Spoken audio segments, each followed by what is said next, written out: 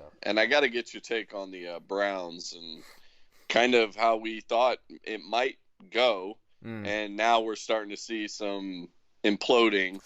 And everything's good when when you're on top and you're When you're kind the of off-season sneaking up on champions, everybody. Yeah, when you're the off-season champion. But as my Washington Redskins know well. Trent Williams, by the way, finally returned. I'll get to that in a second.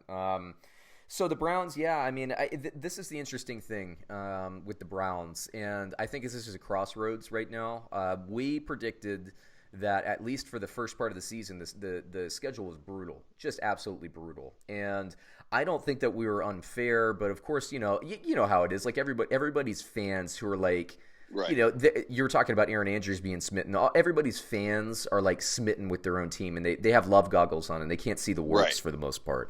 I've outgrown that because Dan Snyder is basically like acid, like corrosive. He's like acid rain for me watching football. My eyes burn every time I see him in the owner's box. But you know, like Cleveland Browns fans, they didn't want to hear it, and of course, all the hype and all that stuff. But me, having grown up with these Redskins, the last time the Redskins tasted a real chance to win a Super Bowl, actually, I guess they did okay in one of Norv Turner's years before Snyder really put his stamp on that team. But every year, for years, the Redskins won the offseason championship, and I just know what happens to the locker room and when you have an unstable organization like that. So I was thinking, like, look, the only way the Browns are really going to be able to get and climb out of the hole of this schedule for the first half of the season is if Freddie Kitchens is a better leader than I give him credit for, and he's not. He's just not. I mean, you can see it, Sam. Like, I do some stuff in those deep dive videos. I don't really publish the penalty yards, but Cleveland is last in the league in penalty yards. They're giving up 84 yards per game. That's a third of an offense. They're giving teams 84 yards in penalty. That's coaching, okay? That's coaching. That's discipline. That's what that is. And so I've been saying for a couple weeks. First of all, I've been saying since like the third game of the season, fire Freddie Kitchens. It's just rip the Band-Aid off. Cleveland doesn't want to hear that yet. I get it. You're not ready for it. I've lived that life too with Jim Zorn with the Redskins. Right. You rip the Band-Aid off. Trust me. It's just it's going to happen eventually. Do it now. And to me, the thing, I think the slam dunk hire. And again, it's not going to happen, but the slam dunk hire here would be Mike Shanahan, Kyle Shanahan's father, going in there. And just think about what Mike Shanahan would do. I think Nick Chubb is the best running back in football. I really believe that.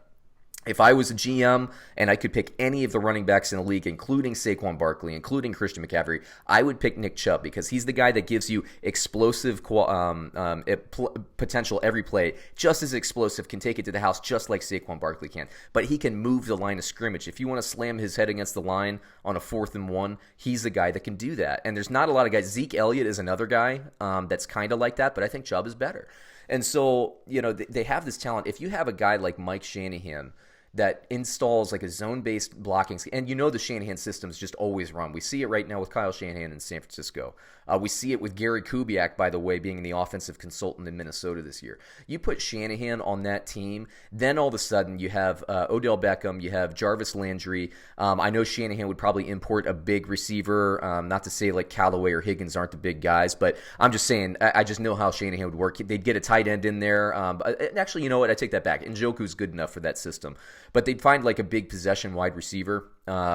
And Baker Mayfield all of a sudden is just going to have unlimited opportunities in the play action game of rolling out. But what happened to this Browns team, since I'm on a rant, is they went in, they bought into the hype. I'm guessing, this is my theory, I have no sources to back this up because I'm making it up, but my guess is that their owner, Haslam, I believe it's Jim Haslam, pulled a Dan Snyder in that he went to the head coach and said, I want Baker to be the star of this franchise, run the offense through him. When the offense from day one should have been going through Nick Chubb, and that's obvious. Nick Chubb opens things up for Baker Mayfield, opens coverages up, because people can't drop a bunch of people into coverage, opens things up for Odell Beckham to be the star. That's always the way it should. But going forward, Sam, this is why I say they're at a crossroads. Their schedule opens up. Now, they have Denver. I think this is going to be a bit of a dogfight, but I think Cleveland prevails in this game. And I think this can be a turning point in their season. But what concerns me, and again, I've seen this pattern unfold many, many times. What concerns me is I think the Browns now, in the back half of the season, are going to go on a run and save Freddie Kitchens' job for another year, which is just going to start this cycle all over again. You're probably right, man. And mean, this team is talented, and I've never said they're not talented. What I've said, yeah, my whole thing, and again, people are like, and it's usually, of course, Browns fans, and I have a lot of friends that are Browns fans. They don't want to hear it, and I get it, and I'm kind of pessimistic anyway. I'm like George Costanza, Sam. I always think something's going to happen, and Right. and I actually root for the Browns. I would like the Cleveland Indians to win it. I'm always rooting for cities Right. with really good fan bases to win titles. I rooted for the Red Sox back before they won their first title. You remember that, Sam? We were actually in our apartment when they won that World Series that year. I rooted for the Cubs. I actually lived in Chicago when they won their title, so that's good. I root for the Indians now in the Major League Baseball. I'm rooting for the Browns. I want the city of Cleveland to get like the Indians and preferably the Browns. And they have a good organization, but they need more discipline and they need more humility. That's true. Yeah. And they need to run the offense through Chubb because the dude's freaking incredible. He's insane, man. He's awesome. Well, yeah, and we were. I mean, we were. I was pulling for them last year. I was a Baker guy, and I still like Baker. You were on Baker before I was, and I did a 180 on Baker. I like Baker Mayfield. I don't mind him like coming out with the chip on his shoulder. I do think it's a little. Gosh, what did he did something earlier in the season. I think after maybe the Ravens game, he was puffing out his chest a little bit after that game and Peacock. Well, yeah, and now he's like starting to go at reporters and stuff. I saw that, and I've been so busy this week, so I saw that happened, and I actually saw the video, but I had it on mute, so I didn't see what he was screaming about. I just saw him kind of storm off. But what was going on there? Oh, I mean, it was a dumb question by I forget exactly, but I remember it because I could read his lips and I saw him saying something like, "Are you kidding me?" or something like that. Yeah, he's like, you think I'm happy? No, we didn't score on the drive. I'm not happy about that. And he's like, that's the dumbest question you could ever ask me. That is true. And then just stormed off. And I totally get it, but like, that's the stuff you're gonna have to deal with, man. Like, it's just kind of like when you start to see that kind of stuff, it's like, all right, now this stuff is starting to get to him. The pressure's starting to get to him. Yeah. You got to fake it until you make it, man. And if you've been this cocky, confident guy, stay with that, because now you're backing up and you're backing away from reporters. Like, it just doesn't fit in line with, how you normally are, I get it, and I agree with you. I'll give you one example from real life, though, in support of Baker Mayfield in that circumstance. I mean, and you know this too, because like sometimes you get heated, sometimes I get heated, and sometimes you're just not in the mood for it. And I know it's NFL quarterback. I completely agree with you, Sam. But real life scenario, I was at a grocery store. I want to say maybe 2 months ago. And, it was one of those things. I was getting some deli meat. I was going there, and there was take a number thing. But nobody was taking numbers, and I was like second or third in line. And so something happens. And, of course, like the person in front of me orders like 18 pounds of something that they have to get out of the back. So we're sitting there, and as I was sitting there, like 3 or 4 more people filed in. I was just like, whatever. While that happens, there was a shift change. New guy came in. And he calls the number, and nobody had a number except for the last person arrived, pulled a number, and she runs, some old lady runs to the front, and she like butts in front of everybody, infuriates me. And so this guy, I was like, I don't have a number, but I'm next. And this lady like storms in with the number, and he takes the lady with the number, and I was so mad that a 37-year-old man in the middle of a grocery store, I take my I'm holding one of those carts, not like the hand cart. Yeah. I hold it. I threw it.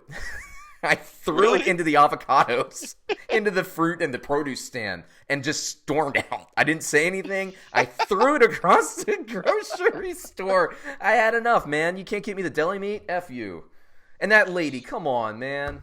Come on. That's a bad form. That's bad form by everybody. Look, I was just so mad. So I threw that cart and I left. And then I remember coming back. My wife's like, I thought you were getting deli meat. And I was just like, I don't think I can go back to that store for a while. Yeah, man. And listen, man. I mean, I'm one of the more hot-headed people. You're more hot-headed than I am, but I mean, I get it. I mean, sometimes your blood boils. I'm working on things. I know, but me also too, like. Baker's not in line, getting passed up for deli meat. He's he's representing he's going to get those questions. If they look, man, if they were 5-2, 7-2, or whatever I guess 6-2. If they were 6-2 and he got that question, he would have said something cool, and cocky. Right. I'd be like, nah, I mean, we don't we don't even pay attention to those kinds of drives. We score, and he like kind of laugh it off. But it's the stress of the situation. You're absolutely right. Yeah, so I just feel like it's all starting to mount up a little bit, and it just kind of looks like they're imploding. I do think, and I like Baker. I think they're gonna, like I said, I think they're gonna turn it around a little bit here because the schedule opens up for them. But here's the thing: is like a very real thing, and again, I go back to that crossroads statement.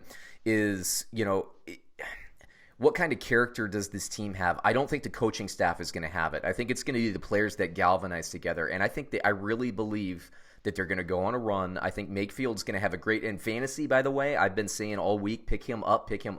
I knew he was going to – I mean, everybody has a bad game against the Patriots. I knew that wasn't – and it was a slop game. And by the way, Cleveland should have covered that game, honestly, because I bet the Patriots. I got lucky on that one. Chubb would not have fumbled if that was a dry game. I believe that Cleveland, if not I don't think they would have won that game, but it would have been a close one. And so, like, I think they got the talent, man. They just got to string it together. I think the players have to come together. I don't believe in Kitchens at all. Like I say, rip the Band-Aid off. Even I'm not in love with Jay Gruden, but even a coach like him, I think would be a little bit better. Just Freddie Kitchens. I'm sorry, he's just not. He's not somebody fit, I don't think, to lead an NFL team. That's my opinion. Just watching him. Did you see his face after Baker Mayfield? Did you see that shovel pass that got intercepted by the Patriots? Yeah. Did you see Freddie Kitchens' face? Yeah. He looked like he just got a wedgie. I mean, he's just like, bah, bah. Yeah, he's an ugly dude too. Yeah. Well, we can't be all as beautiful as Brad, my co-host, and get paid, right? Brad's a beautiful man. He's a beautiful man. But it's interesting, once you can be beautiful when you're 37, 38 years old. Then you get to 47, 48, and you're holding it together. And then you get to 57, 58, you're not beautiful anymore. So what do you got? No. You gotta have the Quan,